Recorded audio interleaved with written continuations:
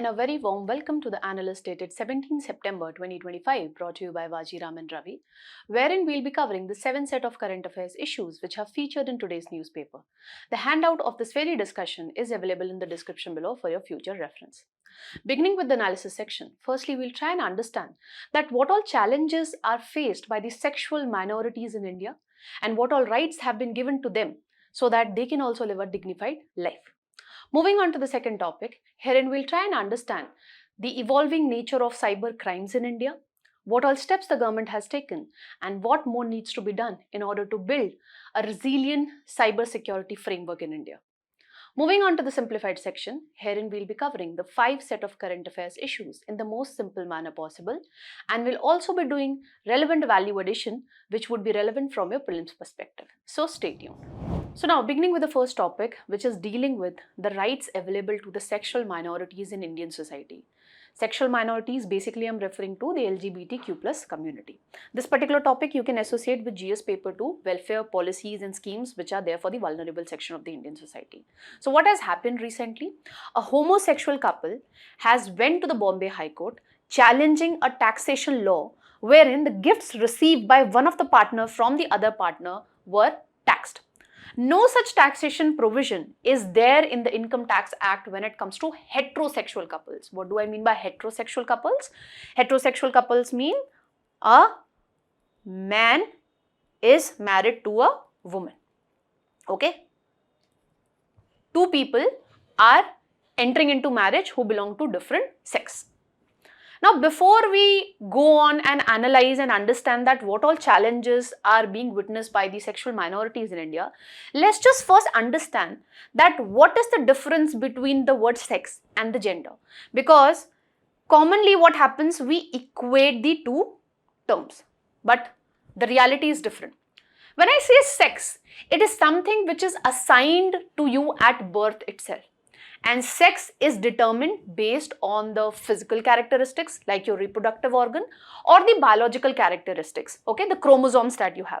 So according to WHO, based on these physical characteristics and the biological characteristics, the sex is assigned at birth, and this is something that you cannot change over a period of time, okay. When I say gender, this term is used in social and cultural context. Let's suppose, although I am born as a female, okay, but then also what happens if I associate more with masculine characteristics? Then what happens? My gender is not in sync with the sex that has been assigned to me at birth. And this is something that we witness with the transgender. When it comes to gender, you can have both the characteristics. You can be inclined towards both the masculine as well as feminine characteristics. At same time, you might be attracted to one of the, or you might be associating yourself with one of the characteristics only. Masculine characteristics is something that we associate with the man, and feminine characteristic is something that you associate with females. And it is because of the gender-based socialization only that we are trained with respect to gender-based roles, okay. From the childhood, the female child is being trained to perform the caregiving roles, okay, that is taking care of the elderly, taking care of the children. Whereas the boys are basically socialized to perform instrumental role. From the childhood, this is ingrained in their mind that you are the one who have to earn money for the family, okay. So these two terms are different. As the Indian sociologist Anita Chetar has rightly pointed out, that sex is what you are born with, gender is what you recognize, and sexuality is what you discover over a period of time. That whether I'm attracted to the opposite sex or whether I'm attracted to a person belonging to the same sex or to both. Okay, that is what is sexuality. Now let's just come on to the challenges being faced by the sexual minorities in India. First and the pertinent problem which is being faced by the sexual minorities is with respect to their identification. Although we have a very good legislation in place, that is Transgender Persons Protection of Rights Act 2019, but the problem with this act is, although we have stated in this act that yes, we will be identifying the transgender person, but here we go against the global norms. Globally, we go by self-determination. Let's suppose I am a transgender person, I will declare that I am a transgender person, and based on that, I will be getting a certificate. But that is not what is being followed in India. If you go by this particular act, if let's suppose I am a transgender and I want a certificate, okay, which certifies that yes, I am a transgender. I need to go to the district magistrate, and district magistrate would be issuing me a certificate based on what the district screening committee has to say. Okay, so we have a bureaucratic certification process in place, and you know that whenever we have bureaucracy in place, we would be witnessing delay, and that is what is something that we are witnessing with respect to the identification of transgender person also. Till December 2023, merely 15,800 certificates have been issued, and the situation is very deplorable if you talk in terms of Delhi. We have more than 4,000 transgender people in India, in Delhi, sorry, and merely 23 cards have been issued to them. Okay, so there is problem with their identification. Then at times they are subjected to violence, and at times at the hands of policemen also, and this is common when you talk about the transgender people. Then their families are not ready to accept them.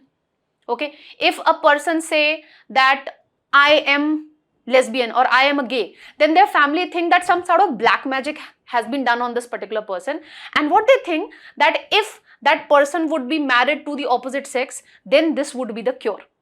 Okay, so there's lack of understanding when it comes to the Indian society with respect to the, the problems, or this understanding with respect to the sexuality. Okay, different kind of sexuality that we have. Because even today, when you talk about the Indian society, it is guided by heteronormativity. What is heteronormativity? That even today, when it comes to Indian society, marriage is considered to be normal when it is done between two people of opposite sex. Okay, man marrying a woman. And since their families, the close ones, are not ready to accept them, imagine the mental health challenges which the LGBT community has to go through. And this get amplified when they face a lot of challenges when it comes to accessing the healthcare services also.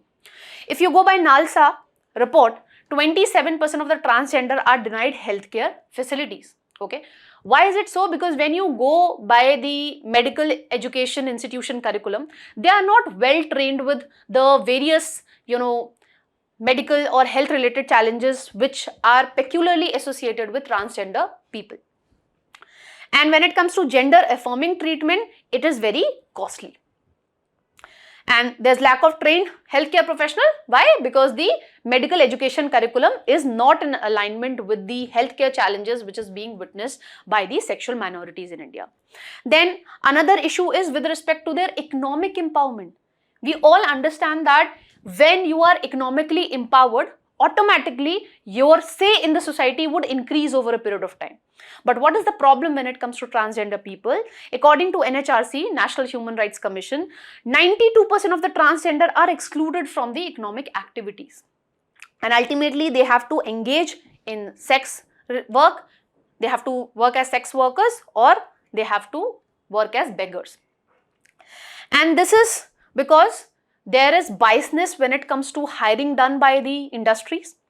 And even let's suppose a transgender person or a LGBTQ community person gets hired, once their colleagues get to know that, okay, this person belongs to sexual minority, that person witnesses workplace hostility. And when you talk about the transgender people, we don't have adequate toilet facilities separately for them. Okay, so that is another reason that even when, let's suppose, they are hired by a particular company, they are not able to continue with them. Although we have good examples like Tata, but industry wise we don't see that a lot of companies are hiring the people belonging to sexual minorities. Then there is issue when it comes to access to education also. If you go by the 2011 census, transgender literacy rate is merely 56.1%, okay, whereas the national average is 74%. And even in case, let's suppose, transgender person gets enrolled in educational institute, again there he has to face some sort of violence from his or her peers. And the different educational institution, they don't come up with the sexual minorities oriented education curriculum. Okay, and when the transgender persons, they are harassed at the hands of their peers, we don't have adequate counseling cells to deal with the mental health challenges which this particular section witnesses. Now, having understood the challenges faced by this particular section of the Indian society, let's just understand what all steps we have taken so that the homosexual couples or the transgender people, they can live a dignified life. First and foremost, the Supreme Court Nalsa judgment of 2014, therein the Supreme Court recognized transgender persons as the third gender.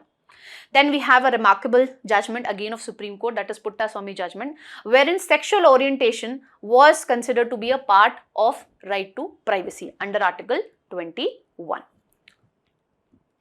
Then in Navteej Singh Johar case of 2018, Supreme Court decriminalized section 377 of IPC, okay, which used to criminalize homosexual relationships, okay. Then we came up with the Transgender Persons Protection of Rights Act of 2019, which talked about identification of transgender people, which talked about providing them the right of residence, okay. So nobody can deny them the right to residence based on this fact that they are transgender, okay. And it also talked about their economic empowerment. There should be, the industry should hire the transgender persons. Then we had the judgment of the Supreme Court, that is Supriya Chakravarti and others versus Union of India 2023 judgment. Although this judgment is not celebrated that much because there were a lot of petitions being filed in the Supreme Court which talked about legalizing same-sex marriage in India. But as we discussed right now, when it comes to Indian society, we are guided by heteronormativity. So the Supreme Court actually rejected these petitions, okay, and it stated that this matter should be decided by the Parliament, okay, not by the judiciary. And in this particular judgment, the Supreme Court stated that the Union government has to constitute a committee which should be chaired by the Cabinet Secretariat for the purpose of defining and highlighting or elucidating the scope of rights which should be given to the queer community or the LGBTQ community. Now, driven by this particular Supreme Court judgment, the government did constituted a committee, and based on the various meetings done by this particular committee, various kinds of entitlements have been given to the LGBTQ community.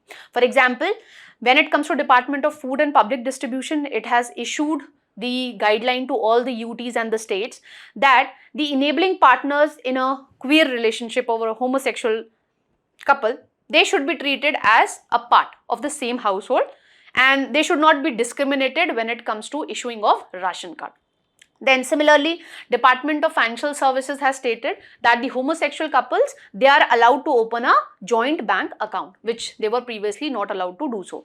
And the homosexual couple can also nominate their partner as the nominee to receive the balance in the account in case of death of the account holder. So this would enable financial inclusion of the sexual minorities.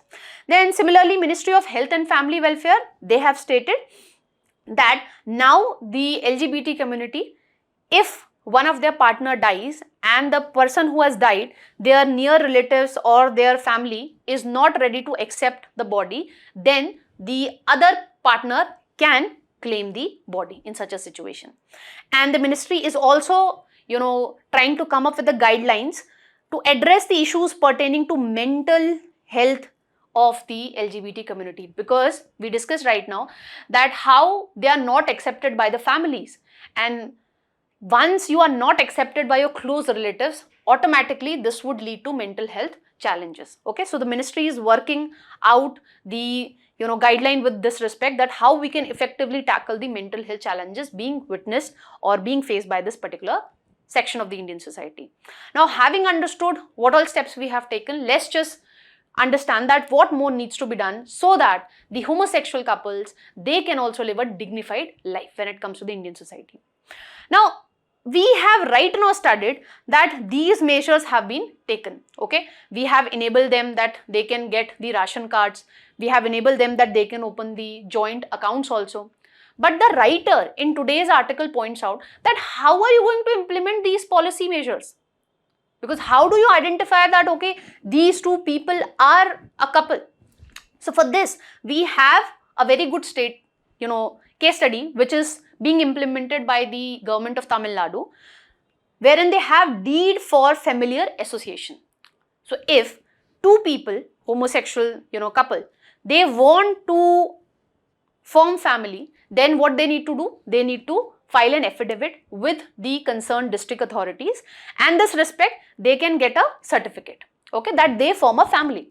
So this would simplify the work of the administration when it comes to effectively identifying the beneficiaries for all these steps that the government has taken. Okay, so this should be implemented in other states as well. This would lead to effective identification of homosexual couples in India.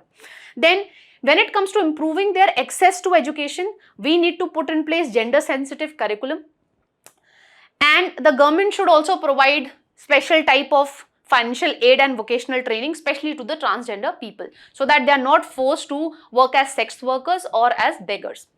And in this regard also, we have good case studies. For example, Maharashtra has transgender cells in college to deal with the mental health challenges which are being witnessed among the transgender students. And Kerala provides reservation to the transgender people. This is something that needs to be replicated in other educational institution in other states as well. Then how we can empower them economically? So for this, the good state case study that we have with respect to Tata Steel, which has hired 100 transgender employees, this needs to be replicated across the companies and across industries. And we need to put in place gender sensitive infrastructure, and we need to do gender sensitization at the workplace so that the sexual minorities are not subjected to workplace related hostilities.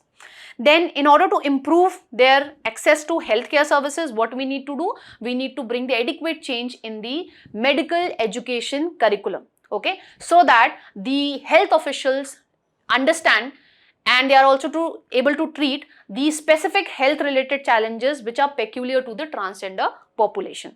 Okay, and in this regard, we need to put in place dedicated healthcare clinics so that we can effectively deal with the mental health care issues which are witnessed among the transgender people.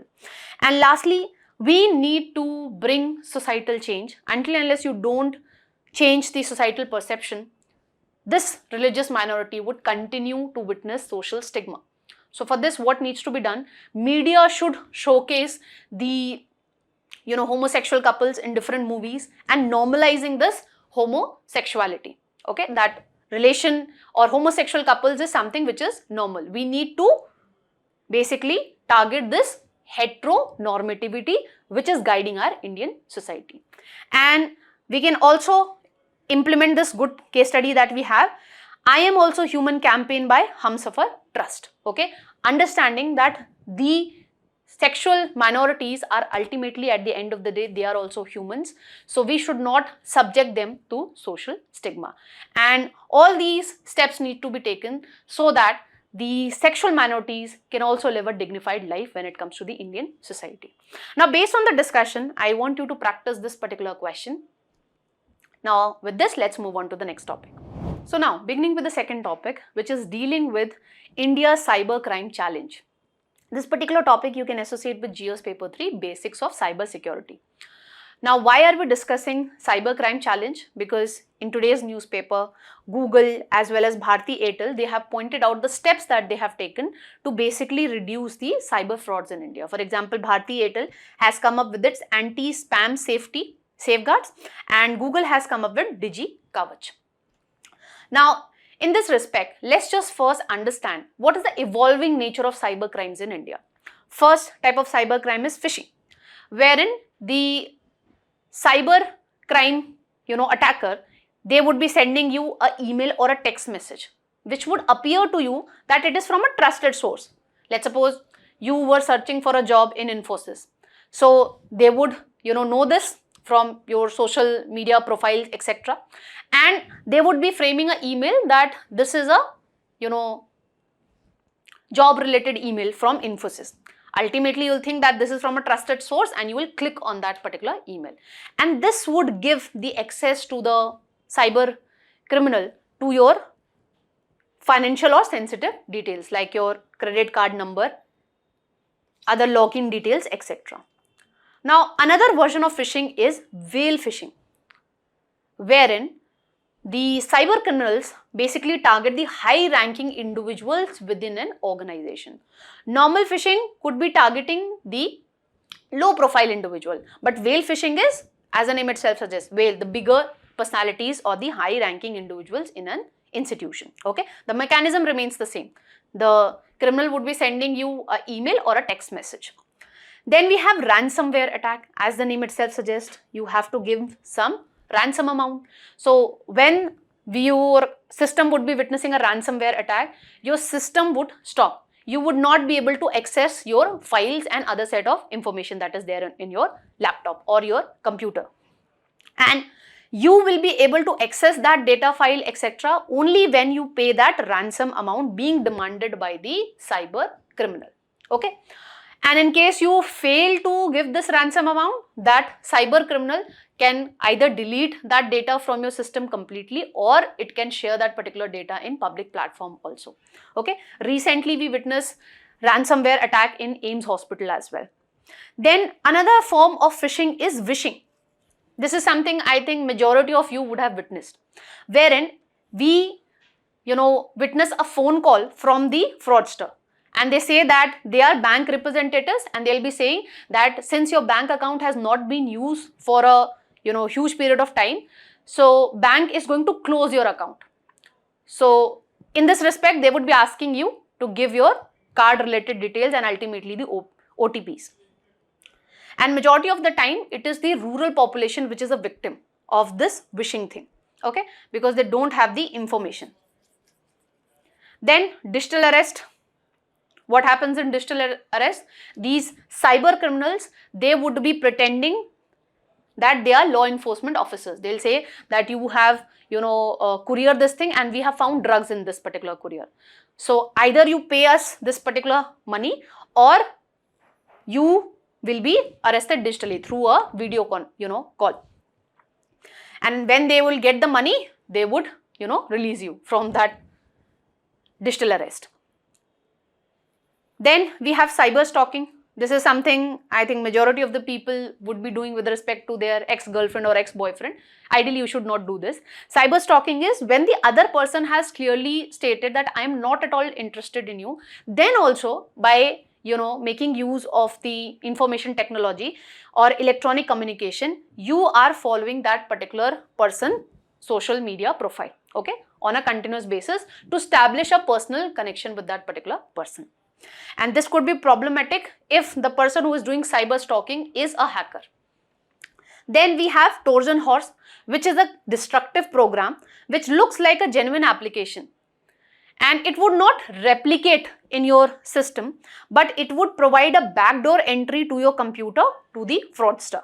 And ultimately, the attacker would get access to your system related details. Now, having understood the different types of cyber crimes that we are witnessing nowadays, let's just understand what are the reasons behind growing number of cyber crime incidents in India. First and foremost reason is increase in the active internet users in India. If you go by Internet in India report of 2022, over 50% Indians are active internet users in 2022. And this report estimated that by 2025, we would be having 900 million Indians as active internet users. So as and when more people are accessing internet, they are becoming more vulnerable to the cyber criminals. And this is the reason you must have seen this, that your parents and the grandparents, they don't prefer to use smartphones, okay, to carry out the digital transactions. And they actually prefer the button wala phone that they used to have at their times, because they have this perception that if they use the smartphones to carry out digital transaction, they would also be vulnerable to cyber frauds. Then there is advancement in technology. So by using artificial intelligence, what the cyber criminals can do, they can go through your social media profile, and if they get to know that, okay, you want a job from Infosys, so what they'll do, they would be making use of personalized phishing, okay. So you might receive an email which would be, you will assume that this is from Infosys, but actually it is from a cyber criminal. Then because of advancement in technology, we have dark web, which you cannot access by using the normal search engines that you have like Google, Chrome, etc. And that is the reason when it comes to cyber crimes which are done through dark web, it becomes very difficult for our police forces also to effectively, detect such cyber crimes which are taking place in dark web. Another challenge that we are witnessing because of advancement in technology is deep fake videos. By using the deep fake technology, let's suppose I am a cyber criminal, I can create a video showcasing the finance minister of India, and the finance minister of India through that video would be telling you that if you invest in this particular scheme, your money would get double within 21 days. Okay, remember Hera Fairy movie? So that is something that would be luring you, and ultimately because you think that this is being said by finance minister of India, so you would be investing your money. So that is the disruptive impact of the deepfake technology. Then another problem with the cyber crime is lack of jurisdiction, or there's limit to jurisdiction also. These cyber crimes are not emerging from the borders only. According to Indian intelligence, what we have found out that majority of the cyber crime networks are operating in the Southeast Asian countries, that is Myanmar, Cambodia, Vietnam, Laos and Thailand. Okay, and these cyber crime networks that are operating in these countries, they are actually making Indians as their target, and this was also authenticated by Ministry of Home Affairs as well. Then another problem is lack of reporting. If you are a victim of, let's suppose, cyber fraud, okay, with respect to your bank related details, majority of the people, they don't go to the police and complain with respect to this. Why? Because they have this perception that I am being fooled, and if I go to the police and I tell them that I was being fooled, this would go against my image. Okay, this is the reason there is very low reporting when it comes to cyber related crimes. And we have already discussed the lack of capacity building when it comes to our police forces. They are not adequately trained to deal with the cyber crimes, and especially because the cyber crime nature is evolving over a period of time. So in order to deal with the evolving nature of cyber crimes, the government has taken a lot amount of steps. Let's just look into them. So we have the IT Act of 2000, which clearly prescribes the fines and the punishment in case you are carrying out phishing, smishing, wishing, etc. Then we have Indian Cyber Crime Coordination Center, which have 4 components. First is the Cyber Fraud Mitigation Center, which would prevent the financial related fraud, okay, by enhancing the coordination between different stakeholders like your bank, like your police forces, okay. Then we have Samanvaya Portal, wherein we would be having a centralized data repository with respect to the cyber crimes, okay, which we are witnessing in India. Then we have Cyber Commandos program, wherein we would be putting in place a trained professional, okay. We would be building a team of trained professionals to effectively deal with the evolving nature of cyber crimes in India. And then we have Suspect Registry. So herein again we will be having a centralized data set with respect to the cyber crime suspects, okay. And from where we'll be getting this data? That is National Cyber Crime Reporting Portal. I'll repeat once again, the Suspect Registry is with respect to cyber crime suspects, those who are doing the cyber crimes, okay. Samanvaya Portal is basically a repository of the data with respect to cyber crimes that we are witnessing, okay, at a centralized level. Cyber Commandos program, herein we would be putting in place a team of trained professionals so that we can enhance the resilience of our cyber security framework. And we have Cyber Fraud Mitigation Center. So we would be preventing online cyber frauds. How? By strengthening the coordination among different stakeholders. Okay, these are the 4 components when it comes to I4C. Then we have CERT-In, which is the designated authority to respond to cybercrime incidents. Okay. Then we have Cyber Swachhata Kendra, wherein you would be getting free tools, okay, which would assess that whether your system is affected by any malware or not. Okay. So you will be able to effectively detect and remove the malicious botnet program from your computer and devices. Then we have bank.in domain for banks. What we are witnessing? Increasing cyber frauds especially when it comes to financial transactions. So RBI has come up with this particular domain which would be used exclusively by the domestic banks of India. Okay, domain is basically through which you get to know that which is the website.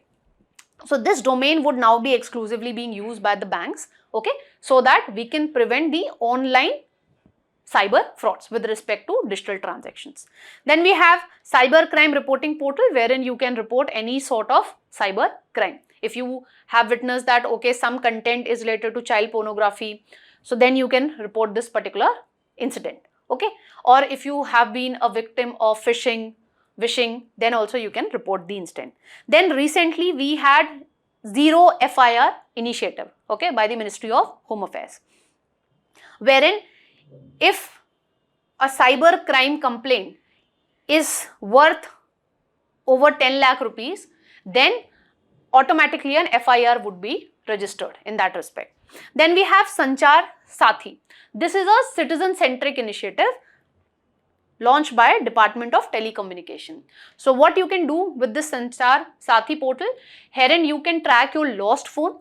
You can get to know with this particular portal that how many SIM card have been issued based on your Aadhaar card also. Okay, so this is Sanchar Sathi. Now, let's just understand what more needs to be done so that we can put in place a resilient and a robust cybersecurity framework.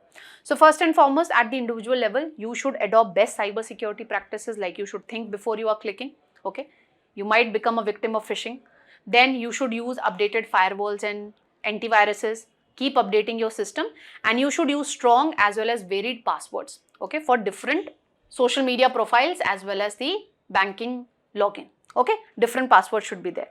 Then we should launch a nationwide cyber literacy program which should be there in regional languages, and we should basically target the rural population because they are the one who become a victim of phishing, okay, wherein the cyber criminal would be stating that he is a banking representative, okay, and he would be getting access to your card details. Then we should conduct cyber security audits, especially in the critical sector like health, like your banking sector, okay. And what we can do, we can put in place district level auditing teams which would be collaborating with certain. Then when it comes to the banking sector, to make sure that digital payments are done in a secure manner, they should enforce two-factor authentication, they should use data encryption, and they can also make use of MuleHunter.ai, which enables them to figure out that which all accounts are mule account, basically which are not being actively used by the account holder, and these are the accounts which are actually used for money laundering activities as well. Then lastly, the Institute for Defense Study and Analysis has suggested that we should come up with a separate Indian cyber security services. Why they have suggested this? Because if you currently look into the regulatory landscape, we have multiple authorities. So when you have multiple authorities, there would be overlapping jurisdictions. So that leads to a lot of confusion. So in order to do away with this confusion when it comes to the jurisdiction, we should come up with a dedicated Indian cyber security services, okay, wherein you will also be having trained professionals. So this would enhance the capacity of our forces to effectively counter and mitigate the cyber crimes which are evolving in nature. That's all that we have to understand with respect to this particular topic. There is a prelims related PYQ related to this particular topic. So do practice this particular question and let us know your answers in the comment section. We also have a mains question on this particular topic. And I have also framed a practice question for you people on this particular topic. So do practice this particular question based on the discussion that we have. With this, let's move on to the simplified section. So now, beginning with the simplified section, as today, globally we are celebrating the World Patient Safety Day. In this respect, we have got an editorial in The Hindu, and this topic you can associate with issues related to health. So as 17th of September, globally is observed as the World Patient Safety Day. So in this respect, the writer is pointing out that on this occasion, we need to understand that at the global level, when a person is hospitalized, in that situation, 1 in 10 patients experience harm while they are receiving care. And when they are receiving outpatient care, in that situation, 4 in 10 patients experience harm. Why is it so? When it comes to patients which are hospitalized, who are in complex situation, according to the article, there is a high chance that that person might acquire infections, okay, because of unsafe injection or transfusion practices. And when you talk about everyday situation, the doctors might unintentionally prescribe certain inappropriate medication because they are getting, funds from maybe a particular company, and there might be delay in diagnosis. All these things actually put the patient life at risk, which goes against the idea of patient safety. Now, the article is pointing out what all steps the hospitals across India have taken to realize the idea of patient safety. So, they have institutionalized quality audits. For this, we have National Accreditation Board for Hospitals and Healthcare Providers, which carry out the audits of hospitals in India which are there, and how effectively they are, ensuring the patient safety. And it is embedding the practices for infection control, patient's right, and medication management. Then we have developed protocols also that how we should ensure patient safety. So in this respect, we have WHO's Global Patient Safety Action Plan, which provides a blueprint for integrating safety into all levels of healthcare system. And at India level, we have National Patient Safety Implementation Framework of 2018 till 2025. Wherein adverse events, okay, wherein the patient safety is being compromised is reported, and hence we are embedding the safety into clinical programs. Then the hospitals are training their staff also. In this respect, we have Patient Safety and Access Initiative of India Foundation, which is working on strengthening the regulatory clarity when it comes to medical devices, that what all medical devices should be used so that we don't compromise the patient safety. Then we are strengthening the infection control. In this respect, we have the Society of Pharmacovigilance India, which is monitoring and reporting the adverse drug reactions nationwide.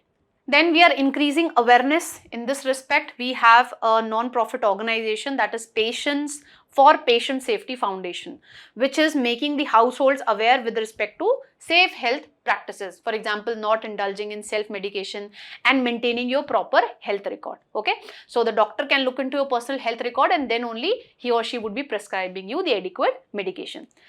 It also equips the hospitals and the professionals, okay, making them aware that what all protocols they should follow to enhance the patient safety.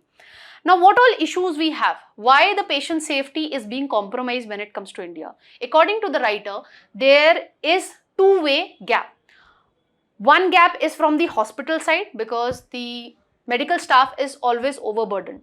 So even when they are concerned about the safety of their staff, but they are not able to, ensure that because of long working hours. And the another gap is from the patient side. They are not aware. In India, you must have heard this thing that every Indian is a doctor. Okay, so we at times indulge in self-medication, which is not right. And as and when you witness any sort of infection or any kind of symptoms, you should approach to the medical facilities, and you should maintain a proper personal health record, and wherein you should highlight adverse drug reaction. Okay, if your body not adequately respond to a particular drug, that should be mentioned in your personal health record so that the doctor can look into that and then only should prescribe the medication for you. Then there is poor healthcare practices. So right now we discussed about this National Accreditation Board for Hospitals that is there. Less than 5% of the hospitals in India have earned full accreditation. So that means because of the overburdened medical staff that is there, patient safety is being compromised. Now, what needs to be done in order to build a culture of safety? According to the writer, there is a role of media. So media should make the patients aware that how they should not indulge in self-medication, why they should maintain their personal health records. Then The media should also highlight the failure and the successes when it comes to hospitals, which all hospitals are taking adequate steps when it comes to enhancing the patient safety. So that would, incentivize the other hospitals to adhere to the patient safety protocol. Then the corporate houses can also play a role, okay? They can provide the CSR funds for this, for enhancing the patient safety. Then we should establish patient advisory council. This is being practiced in high income countries, okay, so that we can bring the patient voices into the hospital decision making. And this should be replicated in India, keeping in mind the local scenario that is there. Then the role of the government. So the government should mobilize the resources, incorporate patient safety into medical and nursing education. Okay, so we need to bring the adequate change in the education curriculum as well. And the government should close the gap between policy and the practice. Then when it comes to hospitals, what all things they can do? So they should meet the accreditation standards. They should embrace this patient advisory councils, okay, wherein this patient advisory council would actually help the hospital to build trust. Why? Because there would be a two-way communication between the patients and the hospitals, and co-developing technology solution for catching errors early. Okay, let's suppose a wrong medication has been given to a patient. So we should make use of the artificial intelligence to figure out that, as soon as possible, that a wrong medication has been given to this particular patient. Then we need to build a national patient safety movement. For this, you cannot keep on working in silos. All the stakeholders should come together. So media, government, hospitals, even the patients, they should come together, and we should make safe care an everyday reality of healthcare in India. Basically, you need to make the patients also aware, and you should incentivize the hospitals also that they adhere to the accreditation limits that are there. Okay, that's all that we need to know with regard to this particular topic. Let's move on to the next one. Now, an article has appeared in Indian Express wherein the writer is talking that if we want to closely get integrated in the global supply chain, then India should relax the non-tariff barriers also. This particular topic you can associate with the economy section of our prelim syllabus. So the writer points out that although we are in, talks with the US officials with respect to the 50% tariff being imposed on Indian goods, and at the other end we are also negotiating with the European Union nations, and we are hopeful that by the end of the year we would be able to crack the trade deal when it comes to the European Union nations. But the writer is pointing out that if we want to integrate in the global supply chains, then the government need to ease the non-tariff barrier. One such non-tariff barrier is the quality control orders. What are these quality control orders? As the name itself suggests, that you can import a particular good only when it meets a particular quality threshold. Okay, and this are issued basically to protect the Indian consumers from low quality foreign goods. Now, what is the problem with this quality control orders? They are protecting us from low quality foreign goods. The problem is, let's suppose I am a MSME. Now, government says that you can, import a particular raw material only when it is meeting this particular quality threshold. Now, this means the raw material that I have to import, that would be costly. Okay. This increases my input cost. So, if my input cost is increasing, obviously the final product, I would not be able to sell it at a lower price. So this severely impacts my price competitiveness in the export markets. And this is the reason the MSME sector as well as the Confederation of Indian Textile Industry, they have raised this concern with regard to quality control orders. And this is the reason you might be remembering that previously in one of the analysts we have discussed that government has created a high level committee which is to be headed by a Niti Aayog member, that is Rajiv Gaba, to basically look into this issue of quality control orders only. Now let's just understand what are non-tariff barriers. These are different from the tariff barriers wherein the government would be putting in place a tax, okay, on the imported good. But here the government would not be putting into, effect any tax.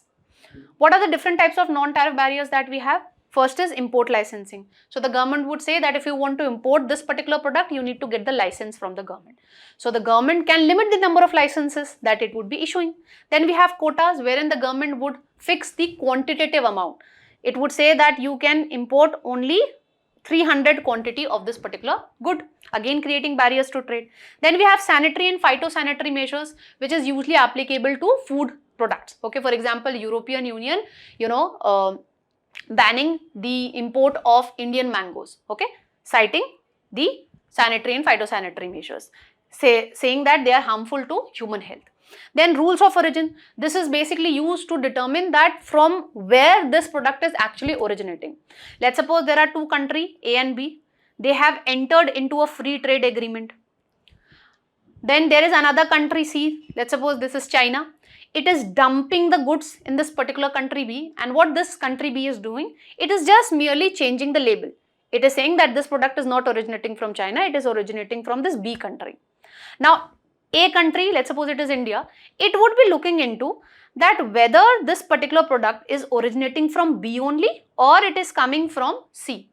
So, according to rules of origin, India would get to know that it is coming from C, and with China, let's suppose if you don't have any free trade agreement, so that particular product would not be getting any trade benefits. Okay, if it would have originated from B only, okay, significant amount of value addition is being done in country B, then that product would be getting the benefits of the free trade agreement. Otherwise, no.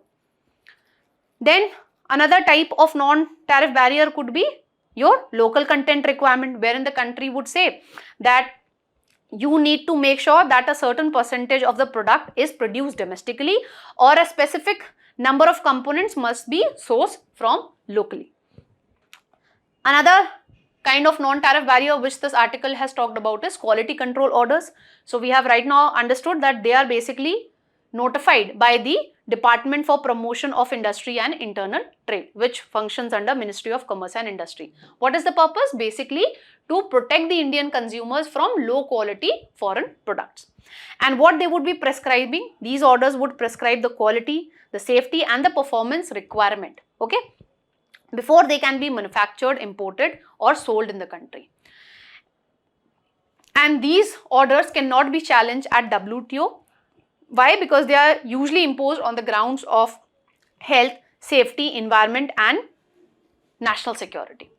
And who ensures the compliance with these particular orders? So it is your Bureau of Indian Standards. Okay, so this is the entity which is responsible for certifying the products that meet the prescribed standard both for domestic as well as international manufacturers. That's all that we need to know with regard to this particular topic. Let's move on to the next one. Now recently what we are seeing that there is low uptake of UPS, that is Unified Pension Scheme, when it comes to the central government employees. This particular topic you can associate again with the economy section of your prelim syllabus. Now recently the central government has stated that when it comes to central government employees, they can opt for Unified Pension Scheme, that is UPS, which is under the National Pension System. This UPS was approved by the cabinet last August and it came into effect on 1st April this very year. But what we are seeing, low uptake of UPS, okay, merely 40,000 of the central government employees have opted for this Unified Pension Scheme, okay, out of the 23 lakh central government employees, according to the Department of Pensions and Pensioners Welfare. And the government in this regard has come up with Central Civil Services rules, okay, to regulate the service matter of central government employees who are opting for this Unified Pension Scheme. Now let's just understand what is this NPS, that is National Pension System. Now this is applicable to central government employees who have been hired after 1st January 2024. So what was the pension system before? Okay, so the central government employees who were hired before 1st January 2024, on them this old pension scheme was applicable, wherein they used to get a guaranteed fixed pension that was 50% of the last drawn basic salary plus the dearness allowance, and no contribution has to be given from the employees. Now what is this national pension scheme or system that is there? Herein the employees do not get any fixed pension, okay, whereas in the old pension scheme they were getting fixed pension.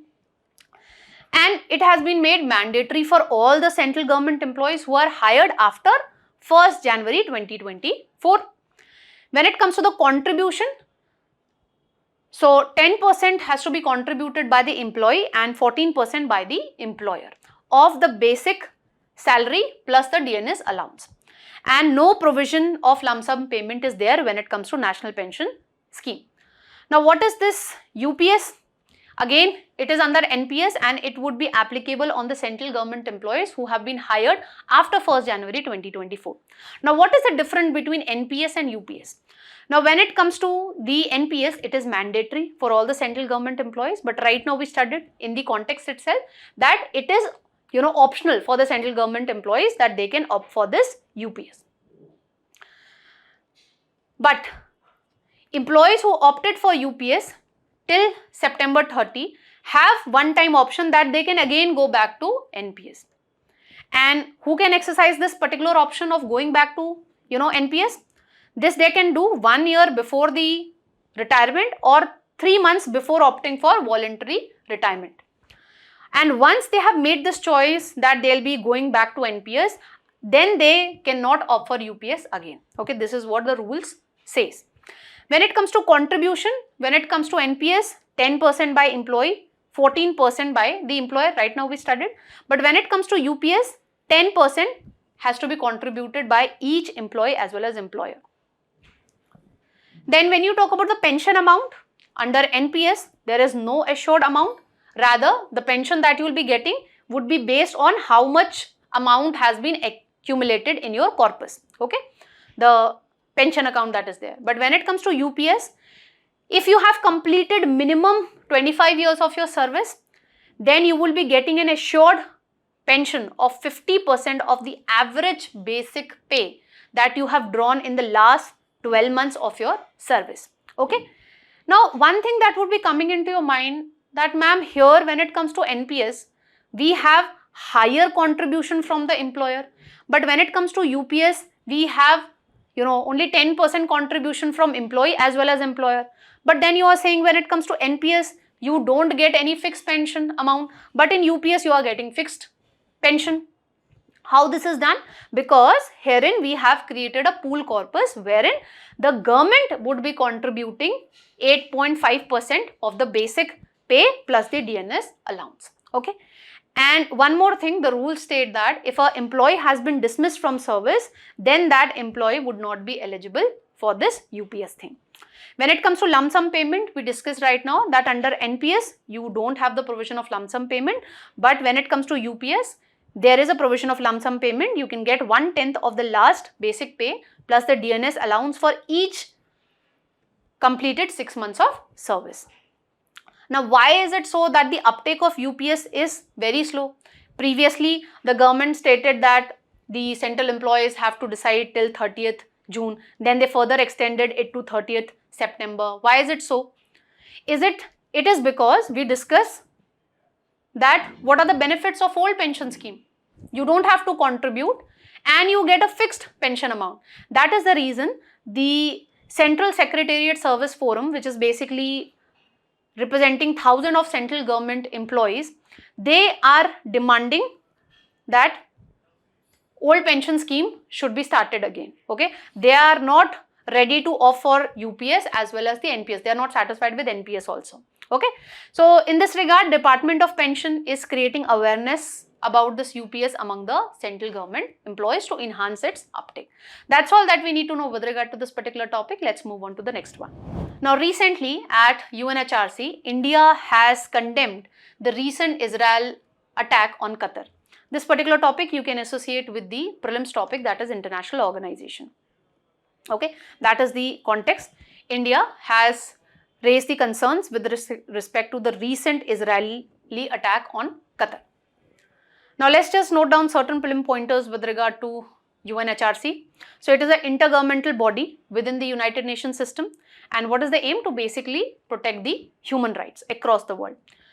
It is created by the General Assembly on 15th March 2006 and it replaced the former Commission on Human Rights. It is headquartered in Geneva, Switzerland. And how many members that you have when it comes to UNHRC? So, you have 47 United Nations member states which are elected by the UN General Assembly.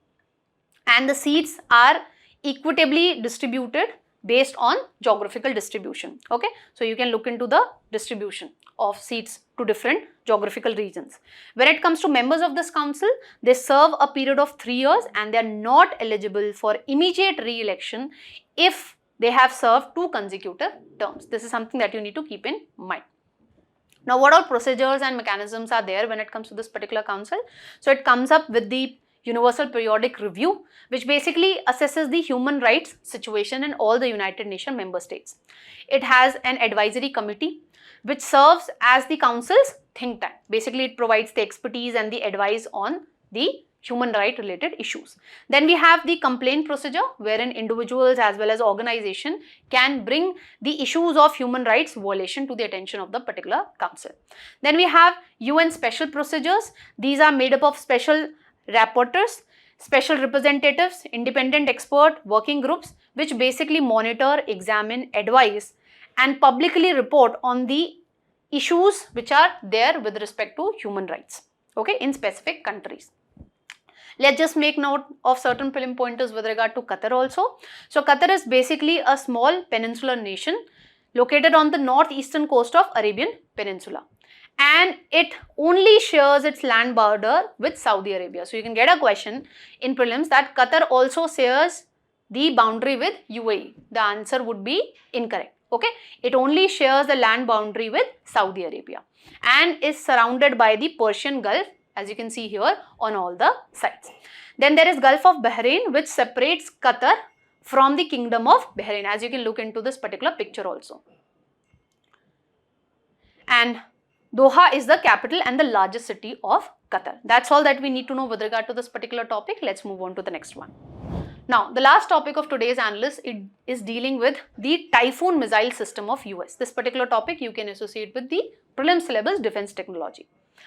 So, China has basically made a request to Tokyo as well as USA that they should withdraw this US developed Typhoon missile system, as you can see in this picture, after it was unveiled in Japan when the two countries, Japan and US, were carrying out their joint military exercise, that is Resolute Dragon military drills. Now, let's just make note of certain prelim pointers with regard to this particular missile system. So, it is a mid-range capability missile system and it is surface to surface missile system. Okay, you can get a prelims question on this thing, that whether it is surface to air or surface to air. So, make note of this thing.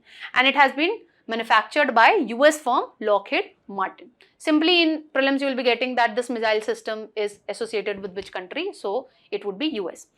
When you talk about the launching capability, it can launch the SM-6 as well as Tomahawk cruise missile as well. What is cruise missile? Which remains within the atmosphere. Ballistic missile has a hyperbolic trajectory. Okay, cruise missile usually have a short range, whereas ballistic missile has longer range. Intercontinental ballistic missiles we have.